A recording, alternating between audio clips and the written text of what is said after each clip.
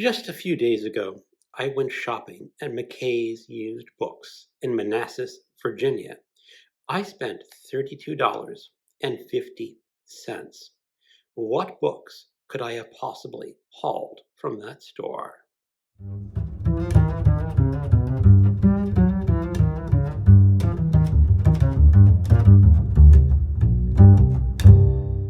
Hello, welcome to my channel. Another bibliophile reads. My name is Greg, and I recently finished the Read What You Own challenge, where I challenged myself to read 25,000 pages of books that I already owned before buying any more books. I finished on March 14th, and a few days later, I went to the used bookstore in Manassas, Virginia, to see if I could find any good used books. This bookstore can be rather hit or miss. Sometimes I go there and barely come out with a book. Other times I get a haul. As I said, hit or miss. It's about 50 to 60 minutes away when I'm driving, so I don't go there that often. But what did I get on this trip? I'm going to be showing you the books roughly in price order from lowest to highest. There are a few exceptions to that order because a few of these books just belong together when I'm going to show them to you. But let's start off with the cheapest book. Eye of the Needle by Ken Follett, one of his World War II thrillers. And this was only 49 cents. So how could I say no? My wife actually saw this on my table. She said, "Ooh, I might want to read that too." And she looked at the print and she says, "Nope, not going to read that small print. I think I'll still try the small print. Maybe I'll have to eventually borrow the ebook from the library." Assassins from Tomorrow by Peter Heath. 75 cents. I have never heard of this book. I have never heard of this author, but it involves a JFK assassination conspiracy. I'm assuming time-traveling assassins. This book was originally written in 1967. So conspiracy theories about JFK have been lingering around for a very long time. Valley of the Flame by Henry Kuttner. He was once one of the really famous science fiction authors. His fame has fallen a little bit from favor, but this paperback only cost me 75 cents. It was published in this edition in 1964, the same year I was born. Men, Martians, and Machines by Eric Frank Russell. I read a very famous story by this author. I think it's called something along Alamagoosa. It's a space story. I believe it was written in the 40s or 50s, and it has a marvelous conclusion about a missing object called a fog. And if you read the story, you know what I'm talking about. And also, it's one of those science fiction stories that could not possibly be written in the modern day. It was a product of its time, but it was still a pretty good product. Kothar and the Wizard Slayer by Gardner F. Fox. 75 cents. This is one of his Kothar series books. I could actually pick this up rather cheaply in an ebook, but at 75 cents, it's just a wonderful old paperback. And it's one of those wonderful old paperbacks that has something that just thrills me. Cigarette ads. Death World 3 by Harry Harrison. 75 cents. I have read the original in the Death World series. It's called Death World, and it is a pulpy, fantastic science fiction book. Death World 2 by Harry Harrison. Now, this is one of those that's coming out of order. This one actually cost me $1.20. But since I want to read Death World 3 after reading Death World 1, I really need to pick up Death World 2. Strangers by Dean R. Koontz. I originally read this paperback in the same edition back when it was first released in the 80s. I think this was the first Koontz book that I ever read. I was in my mid-20s, somewhere around that age, and I thought it was rather thrilling. Only 99 cents. Dean Koontz. He's dropped the R for some reason. Demon Seed at 99 cents. If I am not mistaken, this is a novelization of the movie.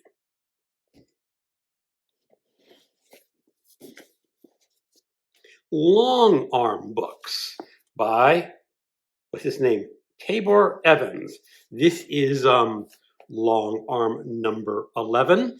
If you are not familiar with these books, these are naughty westerns.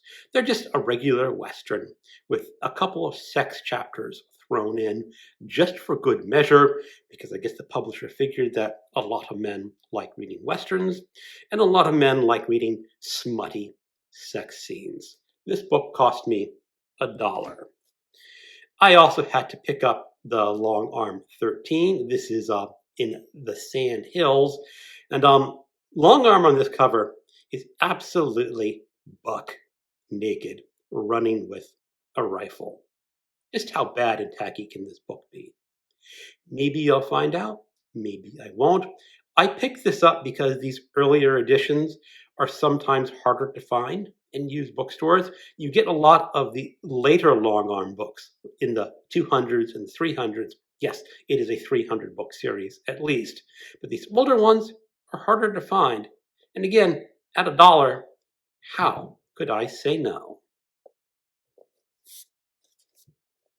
The Green Odyssey by Philip Jose Farmer. Oddly, I think this book is in public domain for some reason, so I probably could have gotten it as a free ebook. But this one was only $1.20. I am actually currently listening to his audiobooks of the Riverworld series, and those were science fiction novels written in the 70s and 80s. I don't know when this one was originally written. Let me look at the copyright page.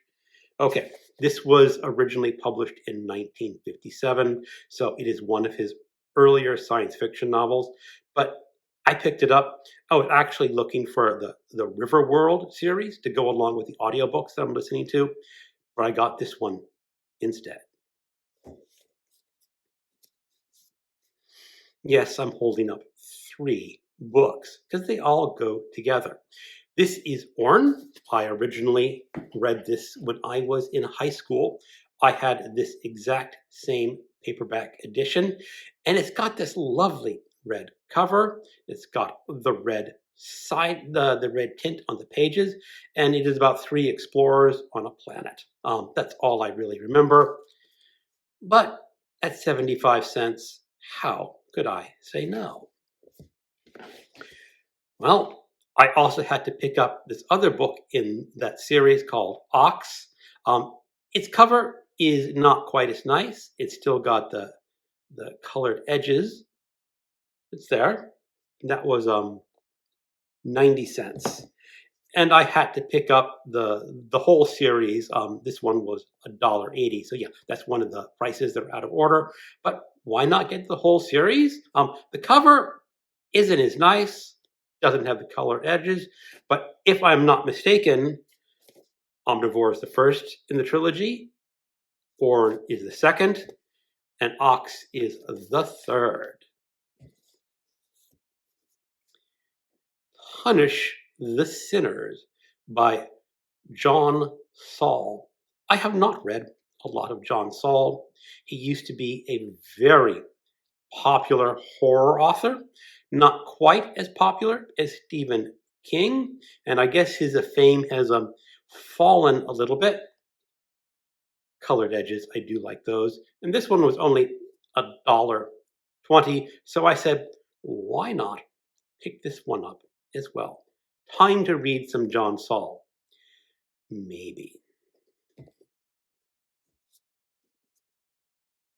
Relic by Douglas Preston and Lincoln Child.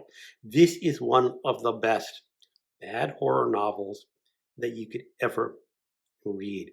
It's truly exciting, but has absolutely no merit whatsoever other than it's exciting.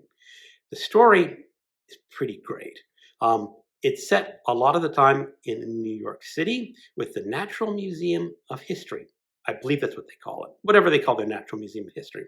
I'm actually borrowing from the name in Washington, D.C. a little bit, but they're going to be having a huge exhibit at the museum, lots of prestige, lots of financial backers. However, they have brought something from the Amazon with them. And this is, let's just say, something that likes to kill people and eat their brains. Fabulous horror story. You will not put this one down. Oh, and that was only $1.99. Farnham's Freehold by Robert A. Heinlein. This is, again, a great old science fiction novel.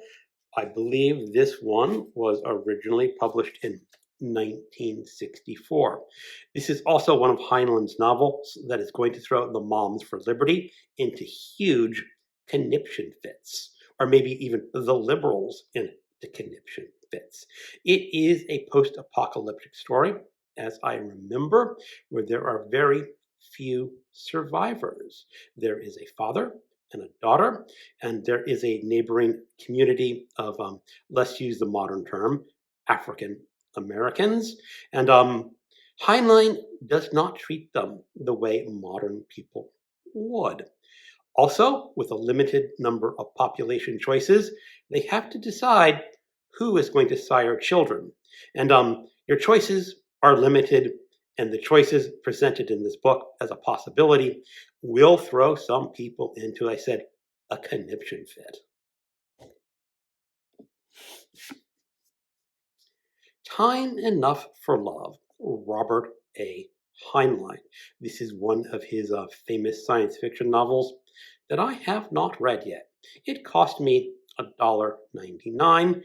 I was actually looking in Heinlein because a good friend on BookTube mentioned that she was in a Robert A. Heinlein reading group and had been reading some of his earlier, let's say, boys' adventure science fiction novels. And I was looking around to see if I wanted to pick them up, but I picked up these two science fiction novels instead. Okay, this is going to be an anomaly in this video. This is literature, and I'm using that sort of ironically. This cost me $1.99. This is Les Bêtes Humaines by Emile Zola.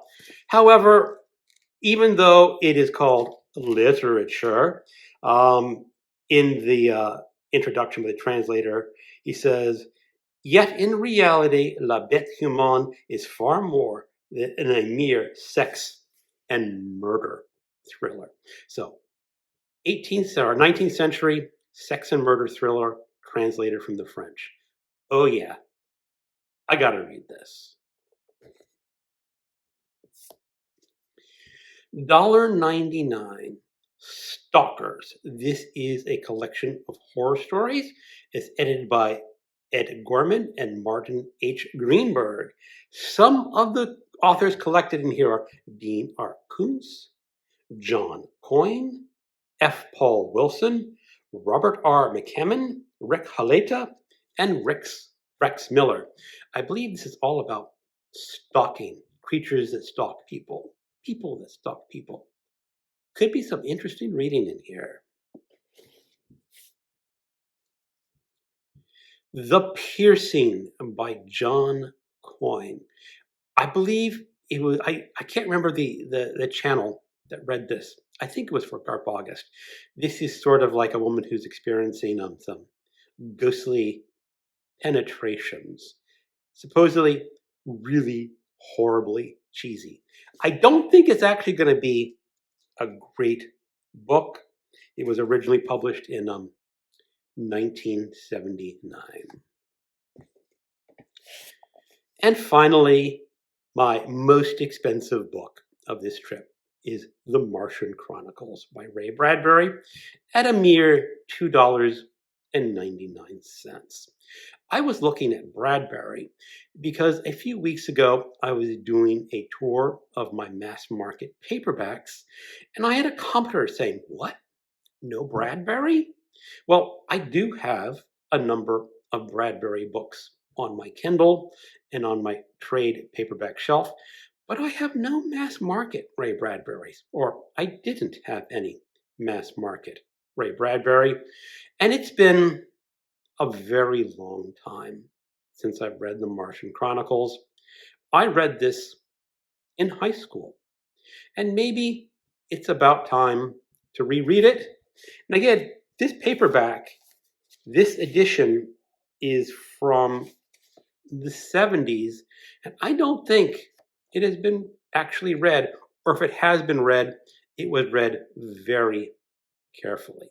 So maybe The Martian Chronicles should be on my reread list. Maybe for Rocket Summer later this year. And that is my haul for McKay books after my Read What You Own challenge is complete. There's nothing truly super outstanding on this haul, but all these books are decent.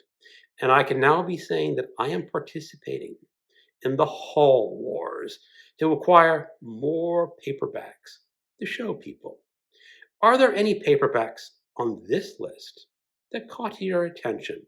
If you have gotten to the end of this video and think there's a book that I really need to read, go ahead and leave it in the comments. Thank you so much for watching, and keep on reading and buying books.